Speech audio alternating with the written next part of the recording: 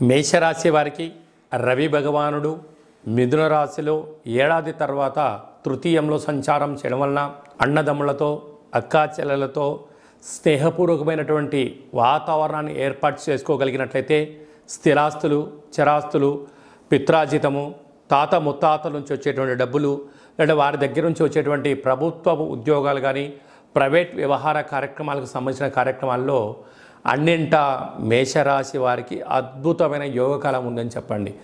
మానవుని యొక్క జీవన విధానంలో మానవ సంబంధాలుగా ఉంచండి, ఆర్థిక సంబంధాలుగా మార్చడానికి మిమ్మల్ని అనేక మంది ప్రయత్నం చేస్తున్నారు.